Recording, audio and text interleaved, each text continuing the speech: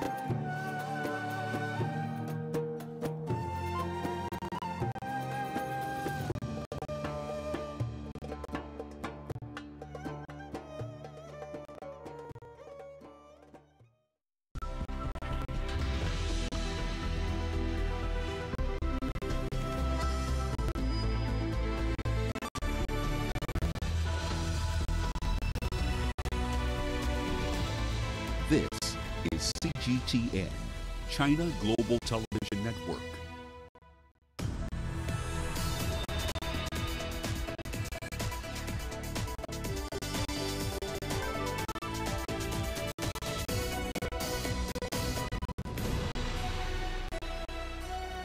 Hello there, welcome to this edition of Global Business Africa. In the next 60 minutes, we'll run through all the stories you need to know about as far as business is concerned across Africa and beyond. Let's start with the run through the markets here for you. So today was an interesting day on the NSE 20. Not much of a gain on the 20 share index, just about 0.3% there. But look at the bank stocks. They're really happy essentially with what happened last week, Friday. KCB Bank up 1.5%. Barclays up 0.4%. Equity Bank essentially unchanged. All of these shares are up on a year-to-date basis in double digits. KCB up 20%, Equity Bank up 23%. We'll also be speaking about Boeing in a moment. It's actually in the doldrums at the moment, down 2.25%. All that's more in pipeline, including this. At least 157 dead in Zimbabwe and Mozambique. Cyclone Idai leaves a trail of destruction. The U.S. Federal Aviation Administration is being probed in its approval of the 737 MAX.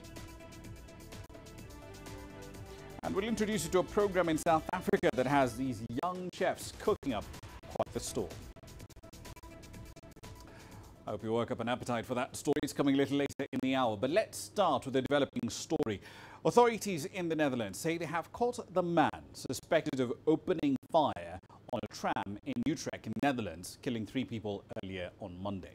The city's mayor says 3 people were killed, 9 others were wounded in an attack at a tram station. Now, Utrecht province has elevated its terror threat to the highest possible level. Schools have also been told to take extra safety precautions. Utrecht police had earlier released a photo of a 37-year-old man born in Turkey who they said was associated with the incident. End of quote. The photo identified him as Gökmen Tanis. Now, the father of the suspect said his son should be punished if he is to blame.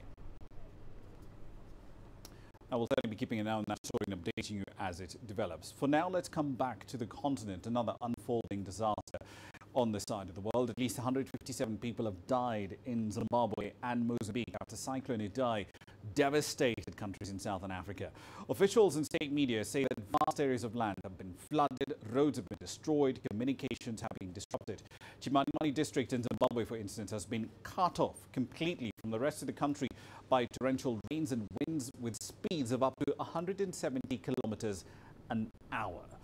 Natural disaster has created a humanitarian crisis in the nation that's grappling with economic woes and a devastating drought too. Now, the scale of the destruction is only becoming apparent now as rescuers reach the most affected areas, and those tend to be close to the border with Mozambique. Let's get to the latest now on what's happening in Zimbabwe. CGTN's Farai Mokutua is live in Harare tonight with more details.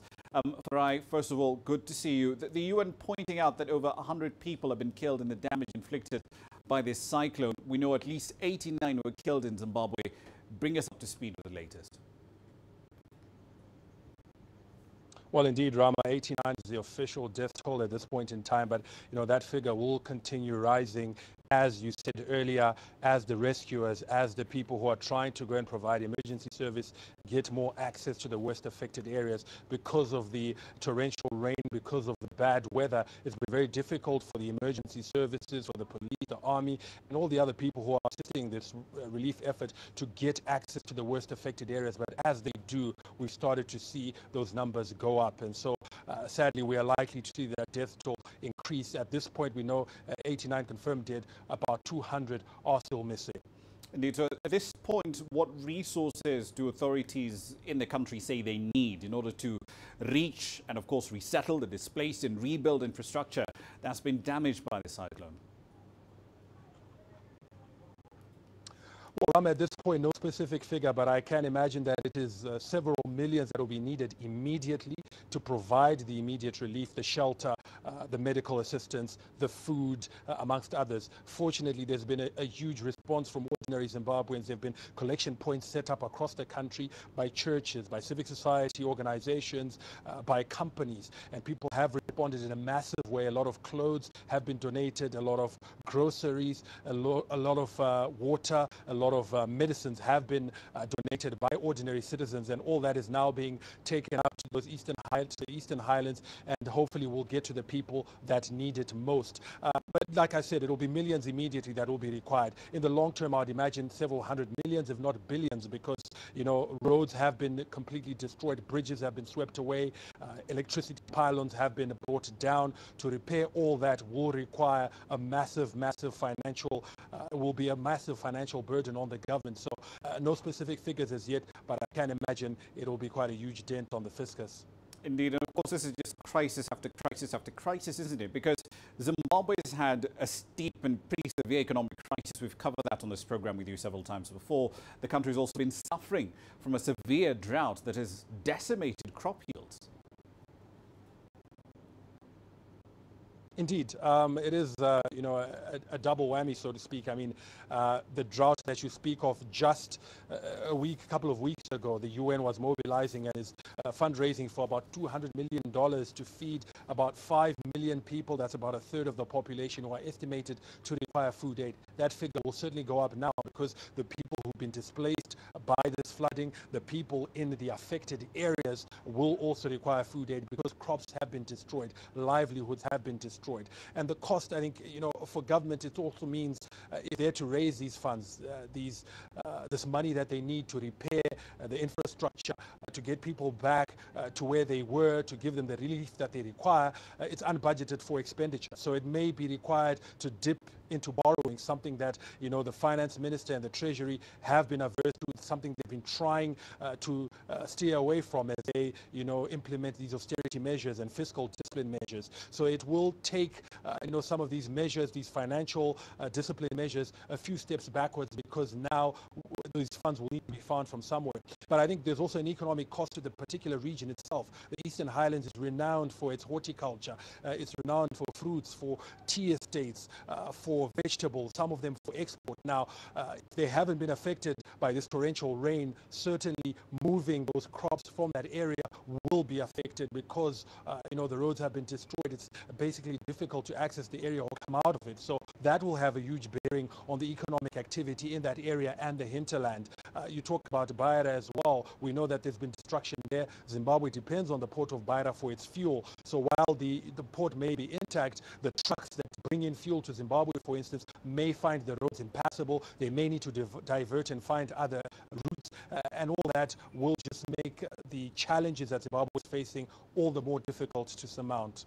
Indeed, quite a devastating picture there. Thank you for the latest there. That's Farai Mokhtar there live in Harare. We'll, of course, keep you updated on that developing story as well. Now, South Africa's state-owned power utility, Eskom, it's expected to continue with rolling planned power cuts across the country most of this week as it's struggling with capacity shortages. Now, the firm, which generates nearly all of the power, about 90% or so, for Africa's most industrialized economy, implemented what is technically referred to as Stage 4 load shedding on Saturday after the cyclone we've just spoken about, Cyclone Idai, hit neighboring Mozambique, and that in turn did cut power imports from that country.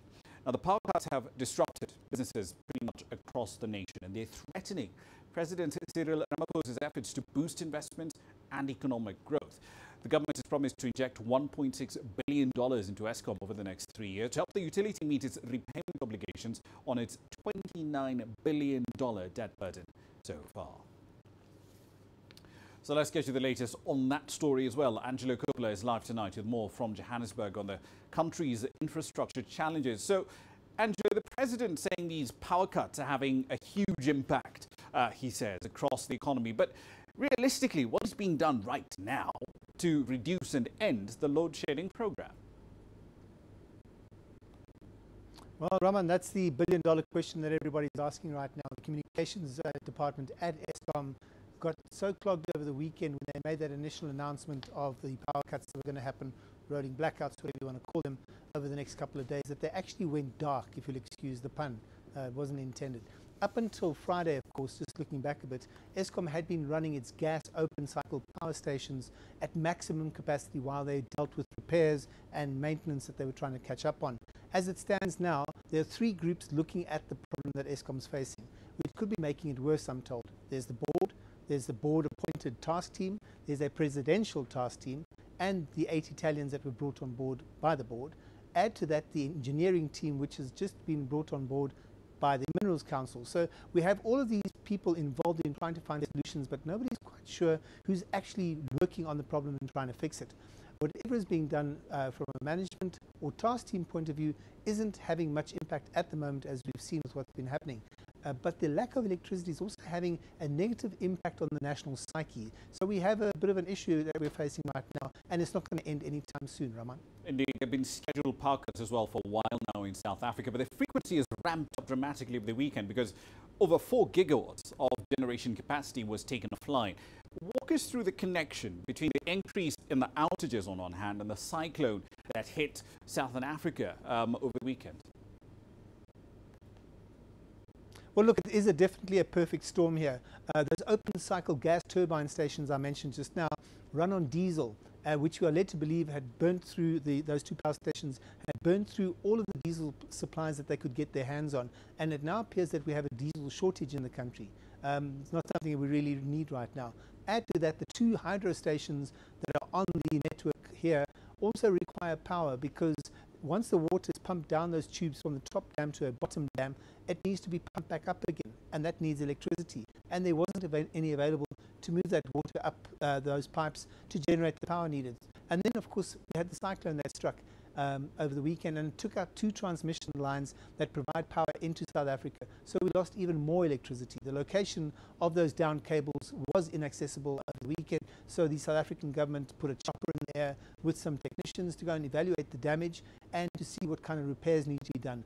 We haven't heard what the status is yet, but we know that they haven't started repairs on those lines just yet. So those, I think it's 1,200 megawatts of power we don't have access to. But it's going to take some time to get, as I said, those lines up and running again. And as it stands, it's a perfect storm that we faced over the weekend, Ramah. Indeed, it's going to take a bit of time to be connected back to the Cahora Basses dam. But one last question for you. So, households, large commercial users, they're all keen to figure out what's the outlook for load shedding by Eskom through to the rest of March. Well, look, in the short term, as we heard earlier this afternoon from the spokesperson at Eskom, we're going to be under huge pressure. There's going to be load shedding. In fact, the statement came out about half an hour ago on Tuesday and on Wednesday. Repairs and maintenance are underway at some of those stations that lost those units last week and over the weekend. But everybody's holding thumbs that nothing else breaks. In the meantime, we understand that the two new power stations, that's Medupi and Kusile, are running at around half of the capacity that they should be running at because of design issues and flaws that they're facing. Public Enterprises Minister Pravin Gordhan says their teams are looking at those two stations to see if they can get more production out of them quicker.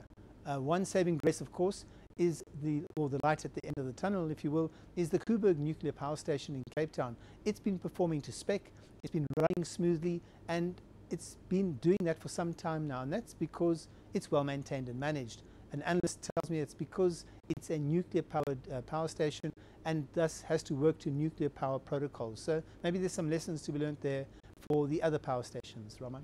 Indeed, we'll see how this does play out. Thank you for the update there, Angela Coppola, live in Johannesburg.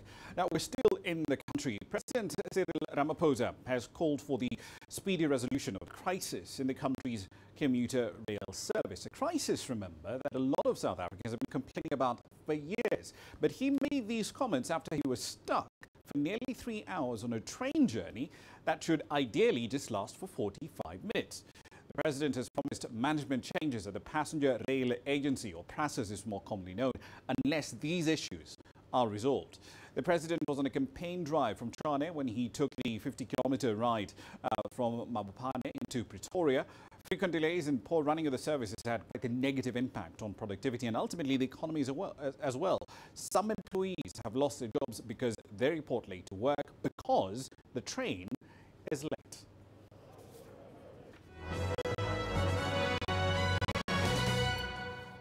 All right, then a quick run through some company headlines here for you. The South African retailer Steinhoff's former chairperson and still the top shareholder, Christopher Issa, is open to talks over his $4 billion claim against the firm. The South African billionaire lodged a claim last April and he's looking to claw back investments he made before the share price came crashing down after an accounting scandal came to light in late 2017. The Russian state-controlled miner Alrosa is expected to assess the quality of Zimbabwe's diamond reserves over the next 6 months. The company, however, says it will only start operations if it's given a majority stake in mining projects. The announcement comes after Zimbabwe's recent decision to scrap legislation that restricts foreign participation in some commodities like platinum and diamonds in a bid to attract much more investment. And South Africa's Competition Tribunal has approved the merger involving Glencore's proposed $973 million acquisition of Chevron's subsidiary in the country. Glencore will acquire 75% of the issued share capital of Chevron from off-the-shelf investments. And finally, European stocks extended a recent run of gains after two German lenders, the top two in the country, in fact, Deutsche Bank and Commerzbank, announced that they're starting talks about merging. Deutsche Bank's shares are up 3.4%. Commerzbank shares are up by over 5%, lifting Europe's banking sector overall by 0.6%. That's a run through your headlines.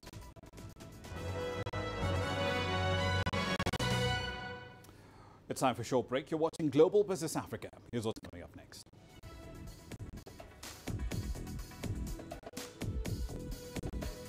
Somalia is seeking help from Kenya in order to address a currency crisis.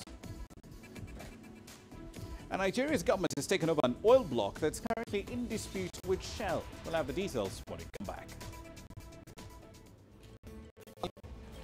There's more to this place than just glorious landscapes.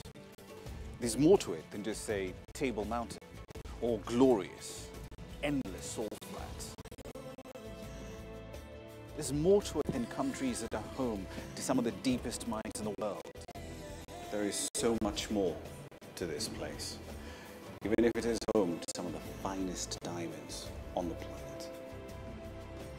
It is the sheer diversity of the people who call Southern Africa home and the relentless drive to make it a better place that make it so special. And we know that because this too is home.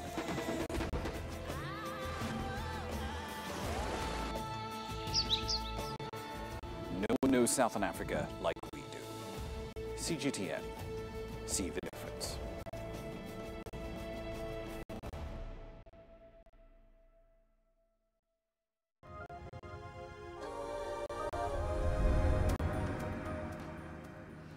Welcome back to the program. Let's head over to Somalia now. Authorities over there are seeking assistance from a Kenya-based currency expert as it addresses a domestic currency crisis.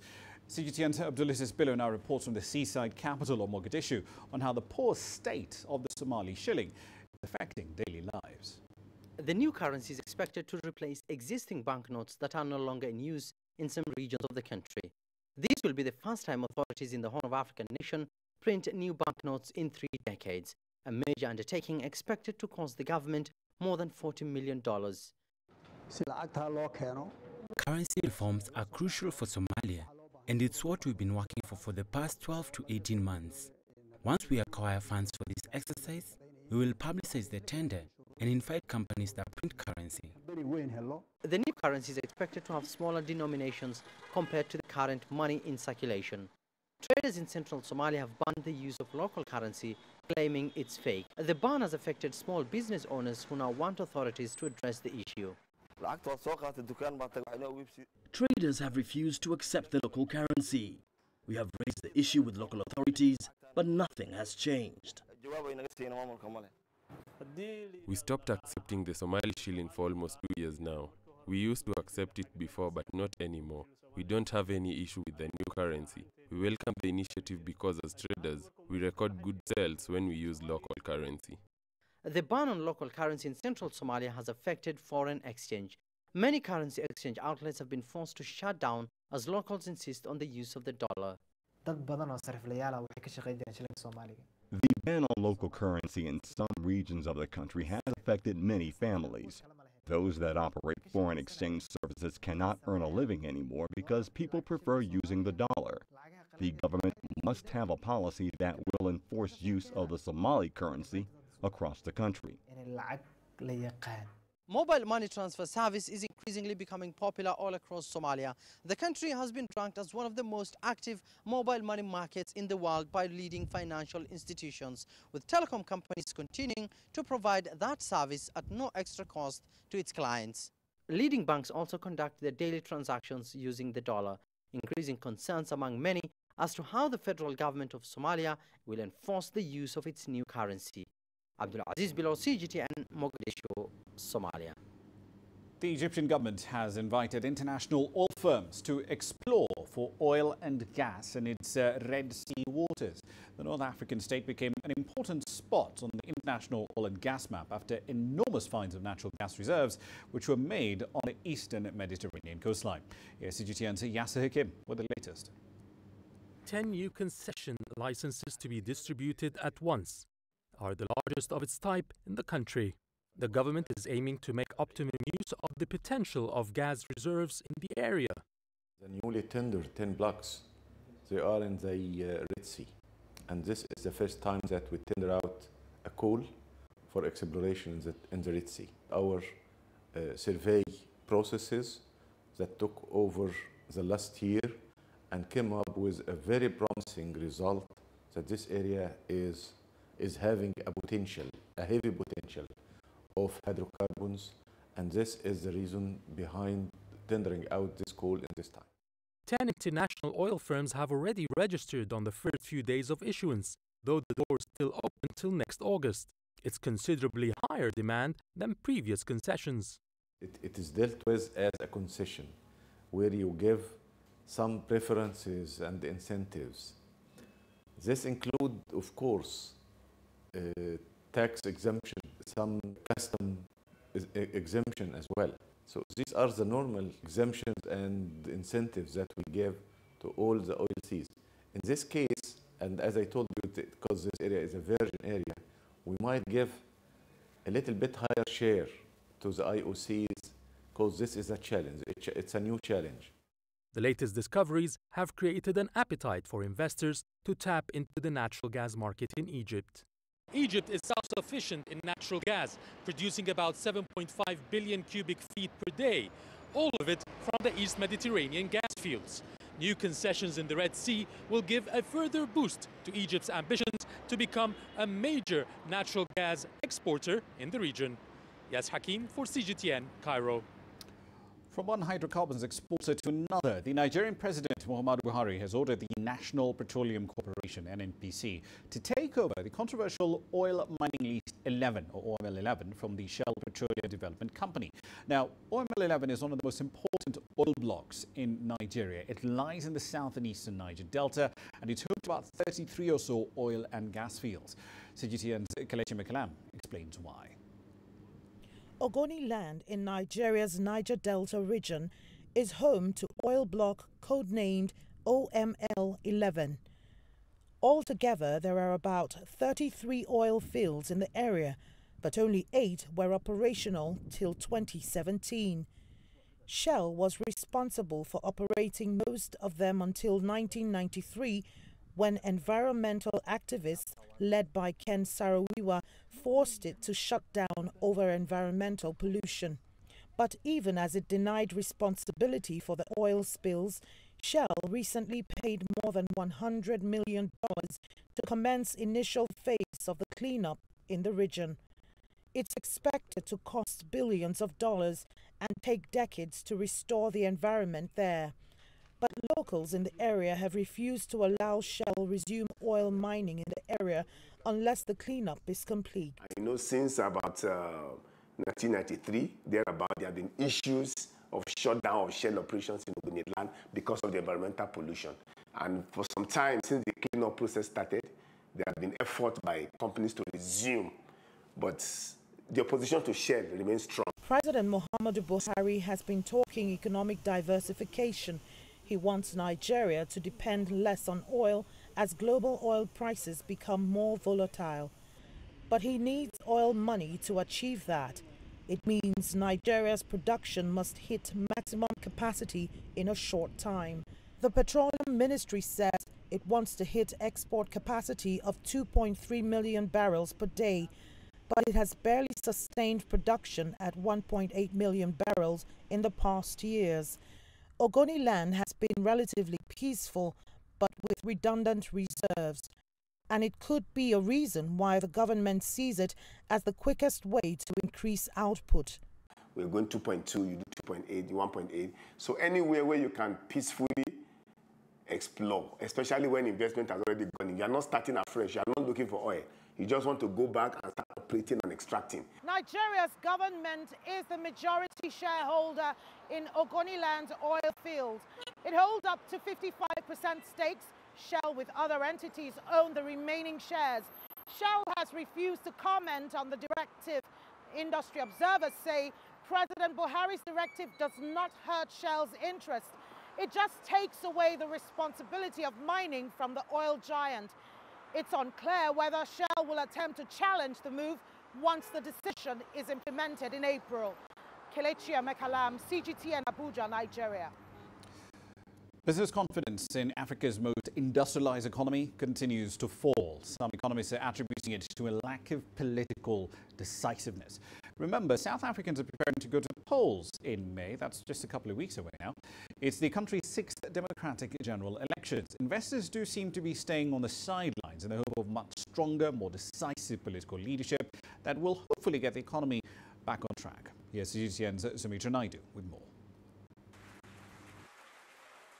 President Cyril Ramaphosa has been praised for tackling governance issues, but there has been little accountability. The PIC, which is the largest by far of the wealth funds in South Africa, and that's invested in many companies that are listed in the Johannesburg Stock Exchange, and is behind a lot of the debt that has gone into SOEs itself, and then you start to hear that not everything is okay. All these things, they cause this level of anxiety and uncertainty. RMB's latest business confidence index fell 28 points to the worst level in almost 2 years.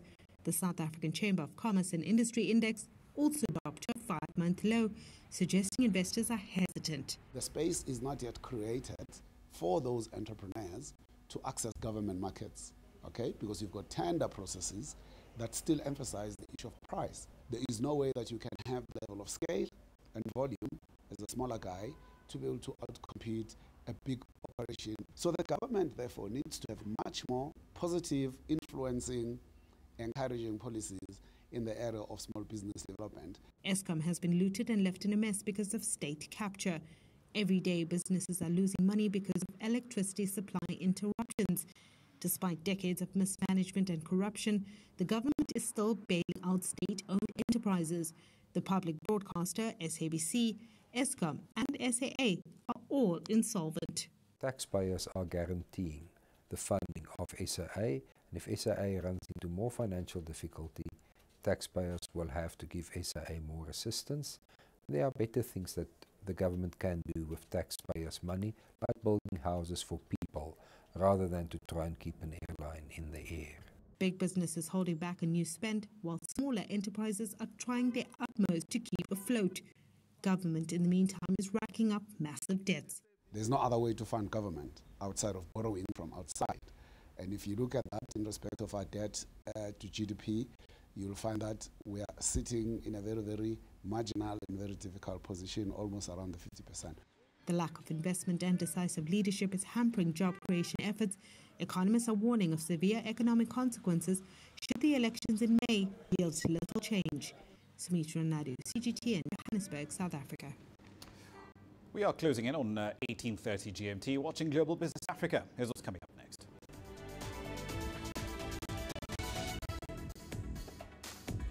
The Federal Aviation Administration is being probed on how it improved this plane, the 737 MAX. And we'll look at an app coming out of China that's causing quite the stir in the United States. All that and more is in the pipeline.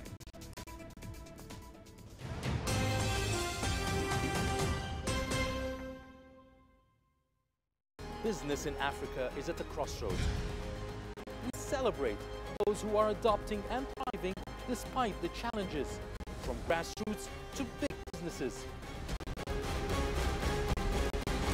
Global Business takes you along for the ride as we track the making of a giant. Only on CGTN.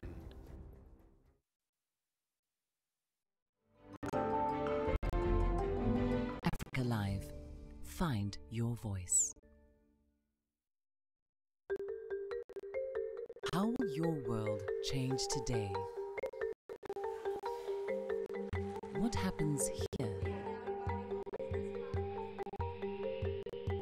What happens there? Or what do you make happen for yourself? If it matters to you, it matters to us too. Your stories are the stories that need to be told. Africa Live. Find your voice.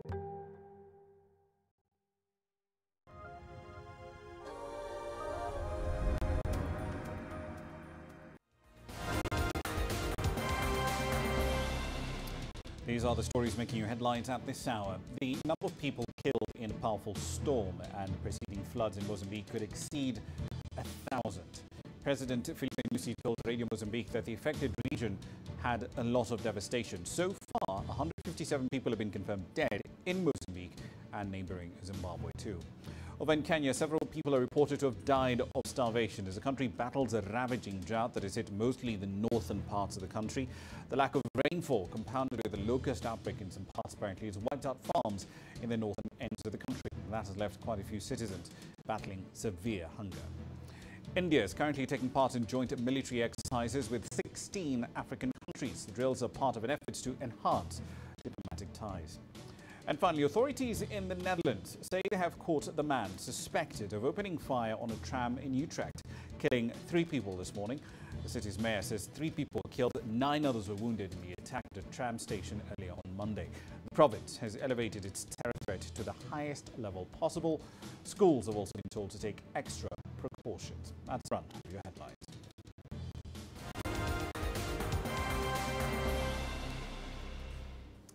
Right then, let's focus on aviation for a moment. The U.S. Department of Transportation has launched an investigation into the Federal Aviation Administration's approval of Boeing 737 MAX jets in the wake of 2 deadly crashes in just 5 months. Adding to the pressure, a grand jury in Washington has issued a subpoena seeking documents, including correspondence, emails, any other messages from at least one person involved in the development of these planes. Now, the investigation will reportedly focus on the automatic safety system that's been implicated in part in last October's Lion Air Flight 610 crash in Indonesia.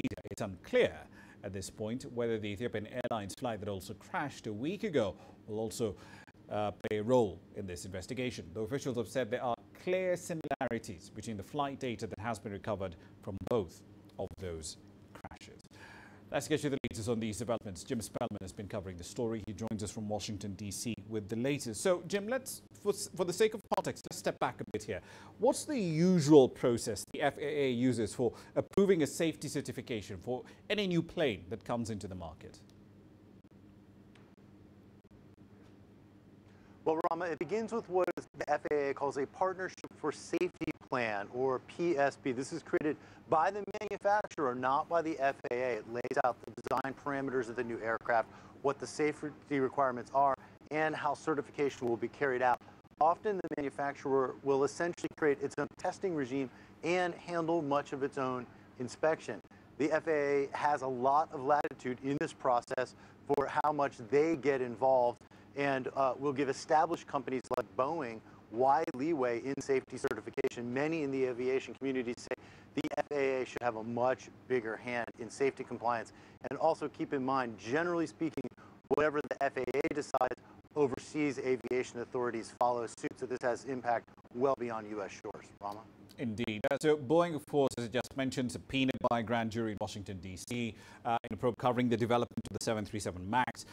There are already other airlines that are thinking of or have already cancelled orders. But on the legal liability side, how big a claim could the company face?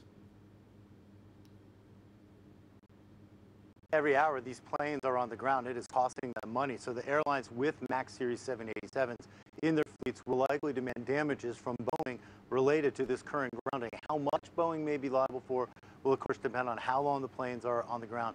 And long term, whether Boeing can restore confidence in the MAX Series flights that these airlines hope to put passengers on. It's as simple as that. Passengers need to trust this airplane. If not, the airlines will have to pay. The company, Boeing, says it has a software fix and new training guidelines to handle this current problem. They hope to implement these changes by the end of April. And of course, Boeing is also facing potential liability from the families of the members of those family members of those people killed in the crashes if investigators find the aircraft was to blame in those crashes. Boeing is already pushing to have suits from last year's Lion Air crash heard in the countries where the crashes occurred, since U.S. juries are widely seen as more likely to hand out higher awards. Ramah? Indeed, and of course there are 350 plus individuals who did die in both of those cases. Now, one of the themes, the main themes rather, of the Sunday article published by the Seattle Times, fascinating article, strongly recommend that, is that Boeing employees were largely responsible for making checks on how safe the systems they designed and they built were, instead of the FAA actually doing that. I mean, how did this recipe for clear conflict of interest, how did we get to this point? And one thing about that Seattle Times article is they did most of their reporting before this most recent crash. They were reporting on lapse in this safety certification going back to last year's Lion Air crash. That makes it all the more troubling. Ultimately, this, Ramah, is all about the money. The FAA says they simply don't have enough funds or resources to oversee all aspects of certification for new or altered equipment. Meantime, the airlines say they need timely certification to avoid other manufacturers grabbing valuable market share. We know Boeing wanted to get the MAX series on the market as soon as possible to compete with a similar Airbus plane. We must reiterate, though, we don't definitively know the causes of these crashes or whether the safety certification process was at fault. The FAA says this whole procedure is designed to, quote, increase the effectiveness and efficiency of certification, but many here in the aviation community asking if the FAA has ceded too much control and if this process puts profits and cost-cutting ahead of safety. Ramah? Indeed. One last question for you, Jim. Boeing, of course, did have an order backlog of over 4,500 of these 737 MAX jets. Clearly the bestseller for the company. But how many of these are now in doubt or have been outright cancelled by potential clients? This is really still all to be determined. Much will have to do with how Boeing is able to weather the coming weeks. Indonesia's Lion Air has 187 787 MAX 8s on order and could cancel them all, according to Reuters. That's a $22 billion order. We know at least a half dozen airlines are considering canceling orders as well, including Kenya Airlines, Russia's Ut Air, Malaysian Airlines, Garuda, Indonesia, Vietnam's Vietjet, and Norwegian Air. Some of these carriers, we should note, are dealing with unrelated financial strains. They may use these safety concerns as a way to get out from some of these orders and reduce their debt levels. Typically, there are the financial penalties for the airlines, for the carriers rather, for canceling orders, but these safety issues will make it very difficult for Boeing to claim damages if an airline does cancel their orders citing these safety concerns.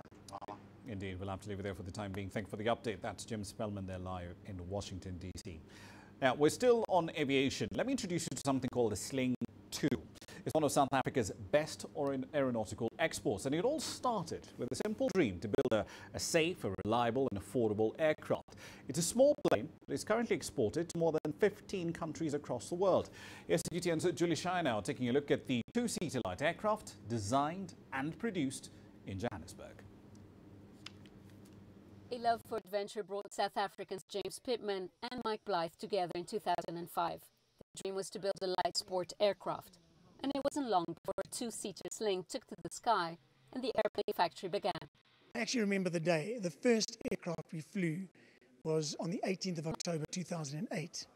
And essentially it represented 3 years of those experiences. And it flew beautifully. The adventure didn't stop there. In 2009 and 2013, the daring pair flew their planes around the world, catching the eye of the international audience.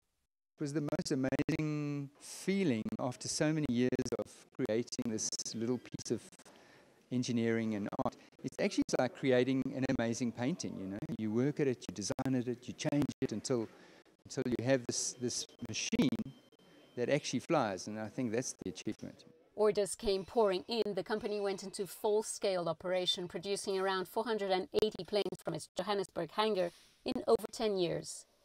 More than 180 people were employed to keep up with the rapid growth. Most of our employees are people who have no tertiary education, and we teach them on the job here. A lot of them, you know, in the true kind of South African tradition, live in what's referred to as the Eikenhof squatter camp, which is just down the drag over here. So it wasn't easy for me when I started to join Mike and without any experience. But with Mike's help, I end up like know everything what's happening. He trained me everything to do the structure and do the engine. I feel like after 5 years of being within a place like this, you probably have experience from sub-assembly up until final assembly. You actually would have built an aircraft on your own. So I'm feeling a little bit nervous, but we're going to go out in the Sling and see exactly what it can do. All right. Are we ready to go? We're ready to go.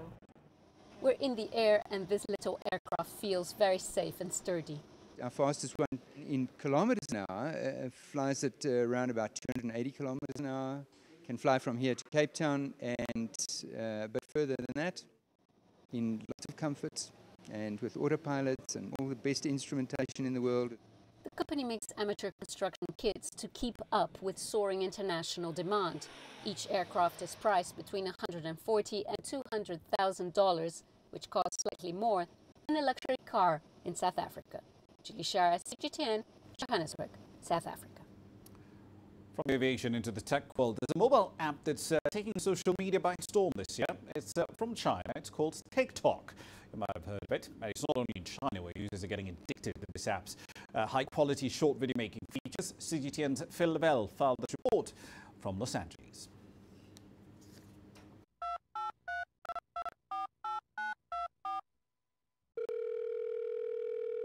Sushi the dog is a big fish on TikTok. The reach that you can have on there is just phenomenal. For her owner, Teresa, TikTok is a whole new world of opportunity. TikTok is super fun, and they're growing so fast. More than 250,000 followers gained for this pooch in just a couple of months. But hold on a second. Because first things first, you might be wondering, what exactly is TikTok? The answer is a social media network, and boy, is this one growing fast. If you want to jump on TikTok, now is the time. It has absolutely exploded. What is it that you prefer about TikTok to the other social media networks? Well, we're also on Instagram, and I love it. It's a lot of fun. The community is great, but it's a lot harder to grow just because it's just so competitive. While with TikTok, if you are a new user with no followers, you can make a video that can go viral just from one video. TikTok's big selling point is the fact that it is about creating a highly produced short film rather than just capturing and sharing the moment.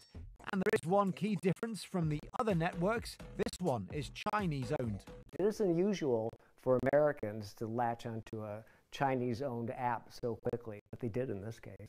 The app is called Dayun in China, owned by Beijing-based tech company ByteDance, which bought the American app Musical.ly, creating this new TikTok network that has reportedly got 800 million users already. It's actually one of the fastest growing platforms out there right now and is actively competing with Instagram's Stories feature. Which is why the other networks are watching closely. Facebook launching a competitor called Lasso, previous digital darling Snapchat officially adding it to its list of competitors. Is this like Snapchat's successor? I would say it's significantly different than Snapchat in the way that Snapchat is more candid. It seems like the content on TikTok is much more formal in the sense that it's produced, usually edited, created in a way that actually targets a potential audience and could be used to really grow and influence. Is there really enough room for another social network? There's room for TikTok because it's so fun. I mean, it's so fun, it's addictive, it's positive, it's funny, it's entertaining, it's not toxic like a lot of the other social networks can be. It's highly enjoyable. And it seems even public scandals can't damage TikTok's image. A $5.7 million fine in a US case involving children's data privacy. But still, riding high in the download charts. It just takes one video to really blow you up, and we've had a couple of videos. And in the minds of the social media savvy. Phil Lavelle, CGTN, Los Angeles. Now, if asked what qualifies as the world's most cosmopolitan city today, answers would include, likely, the usual suspects: New York, London, Melbourne, and so on and so forth. But Beijing is working on catching up and being essentially front and center in that list. According to a recent study, the Chinese capital is now the world's fourth most international city. CGTN's Nathan King went to find out how. It's not even 9 p.m. on a Wednesday night in Beijing, but Soul Shake has this place rocking. Beersmith is one of the growing number of hangouts that cater to a diverse and international crowd in Beijing. Soul Shake is their house band. Danny Dunn on guitar and Tom Knight on keyboards, and both sing, and both are from opposite ends of the planet, the UK and New Zealand. But both love being in Beijing. Tell them, Danny. Tell them the things. It's such a big city, man. It's growing so much. Loads of new bars popping up. With bars brings musicians. So, like, for us, we're in like a hub that's growing. It's full of people like us. It's a crazy city. It doesn't sleep. There's always something different on every corner. Every now and then something pops lights up, you have no idea what it is. I've met people from every inch of this world here in Beijing. The patrons are a mix of Chinese and international, drawn by special events and by the fact that Beersmith is a brewery too. General Manager Clifford Viner shows off the beers, including a very unique one. So tangerine, jasmine flowers, and purple rice were part of the ingredients. Very Chinese. Very Chinese. So there we have it. This is Lucky Lantern, local ingredients from China, but an international pint that we all recognise. Cheers. Watching Soul Shake strut their stuff is Caleb Brown, a 23-year-old English teacher from the US state of Indiana. Actually planning on moving to Lesotho. He's only been here 5 months and is impressed at how open and livable Beijing is. But everyone here has been very generous. If I need help translating anything, people will go out of their way to help me, and I wasn't expecting that. Speaking of translations, Caleb's students had problems pronouncing his name, so he had it tattooed in Chinese characters on his arm. They now have a special way to remember him. They call me K Luabua, which is what my tattoo says. And they find it the funniest thing in the world, and it translates to triumphant turnip. New, fun, exciting. Beijing's native and its foreigners may have their differences, but all are dancing to a similar tune. And here at Beersmith, Soul Shake provide the soundtrack. Nathan King, CGTN, Beijing. All right then, a quick story before we jump to commodities. The two are related. The oil producer group OPEC has scrapped its meeting that was planned initially for April. Instead, it's going to decide whether to extend output cuts or not in June, once the market has, in its words, assessed the impact of US sanctions on Iran, as well as, of course, the crisis in Venezuela. A ministerial panel of OPEC and its allies, OPEC Plus, recommended that they cancel the meeting that was scheduled for the 17th and the 18th of April and instead hold the next regular talks on the 25th and the 26th of June. Energy Minister, OPEC's de facto leader, Saudi Arabia, said the market is looking oversupplied until the end of the year, but April, in his view, would be too early for any decision on output policy. Right then, so let's look at the consequences of that particular decision. Brent crude is up about 0.7%, 67.64. That's up 24% so far in the year. Brent crude just keeps on rallying. The timing of that decision, though, is rather curious for a very simple reason. The output curbs that they agreed to in December are going to run out just days before, after that June meeting that they have agreed to. So from a timing perspective, that is rather curious. The April meeting would have been, at least on paper, a much better indicator, a much better time to actually make a decision on cuts moving forward. Here's what's coming up next.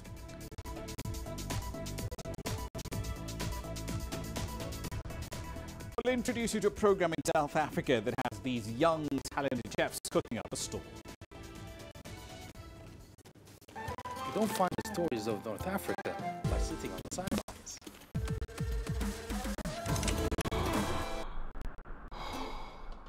No one else will take you where we can in North Africa. And no one else will show you what it's all about. CGTN, see the difference.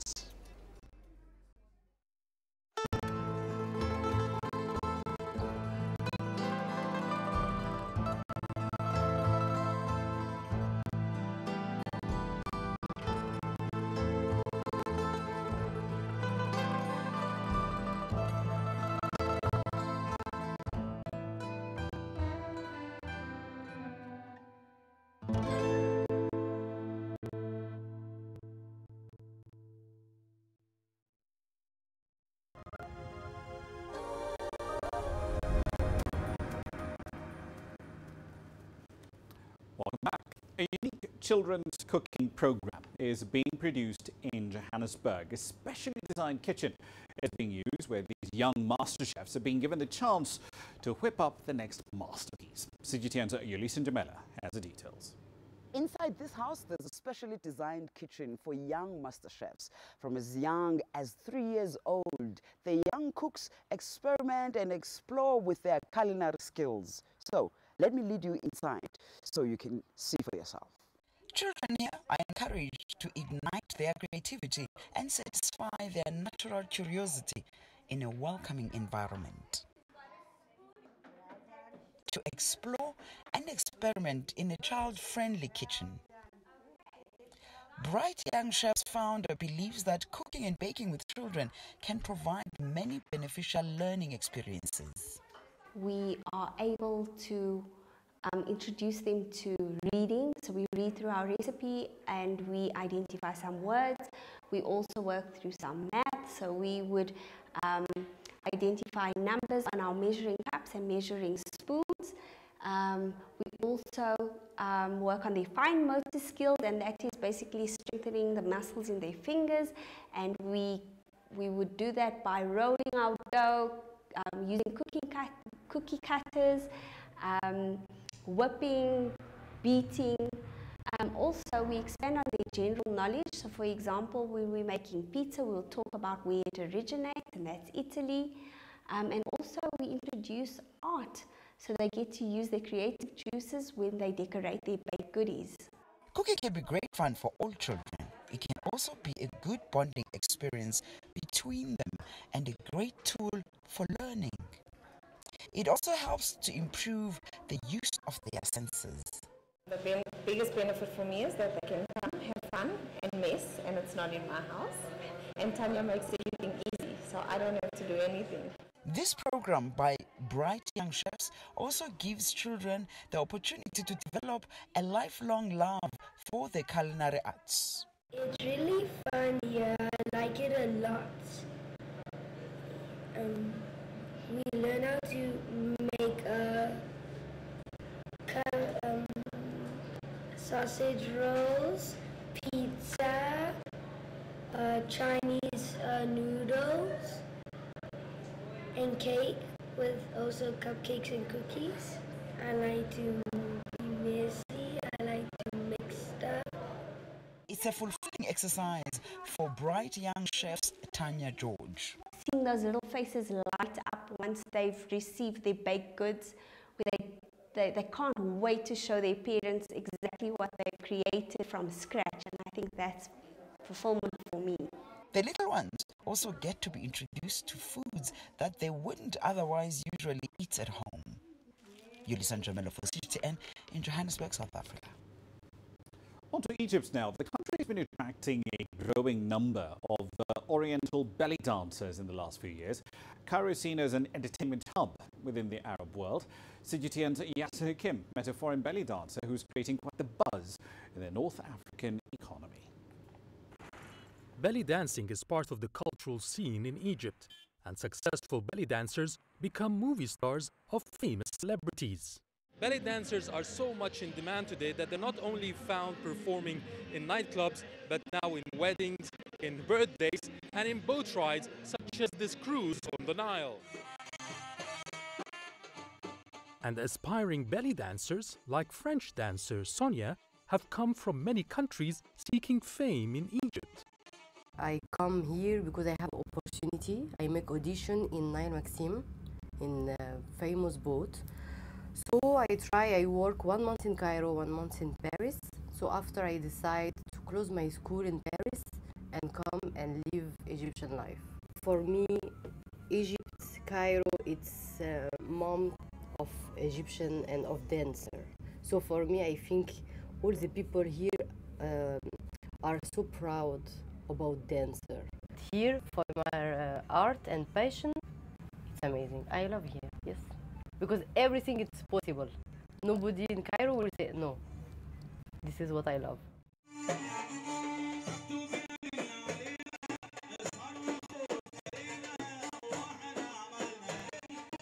With a lot of competition, it requires huge effort to reach the top.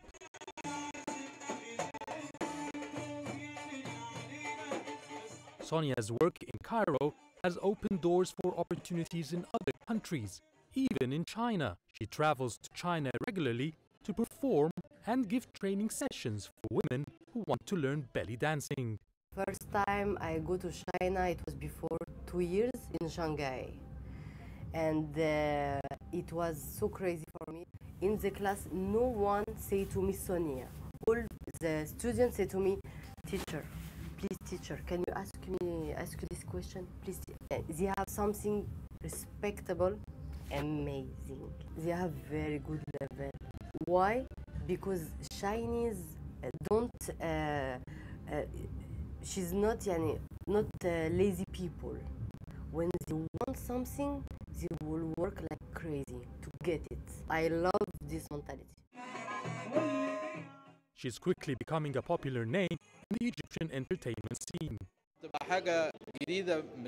What we can see is that there is more demand for foreign oriental dancers, and Sonia has been attracting a lot of attention in that field. She's truly a professional dancer, committed and takes work seriously, which is crucial for success. Just like many others before, Sonia hopes her next step will be acting in cinema or TV series. Yes, Hakim for CGTN, Cairo. All right, and a quick run through the currencies here for you before we leave. The Ghanaian cedi, not one of the currencies we often focus on, although we do update you on what exactly is happening here. But last week, this was the worst performing currency based on Bloomberg terminal data, and today really hasn't been that much of an exception either. On a year-to-date basis, at today's closing levels, it's down by almost 10 percentage points. The fall did stop gathering steam at the end of February or so. Last week saw its first weekly gain in about a month. Remember, this country needs about $2 billion-ish, give or take, of funding, foreign currency funding, for its 2019 budget. So that perhaps might be providing a bit of support for now for the Ghanaian cedi. Those are your currencies, and that's it for tonight's edition of Global Business Africa. Thank you so much for your company in the last hour. So, of course, we'd like to hear your thoughts and content you've seen here in the last hour. Several ways of getting your thoughts back to us, all of them on your screen right now. And, of course, those of you watching online, you can leave your comments right below. I'm Ramah Nyang in the Kenyan capital, Nairobi. Thank you for your company. The World Today is up next from Washington, D.C.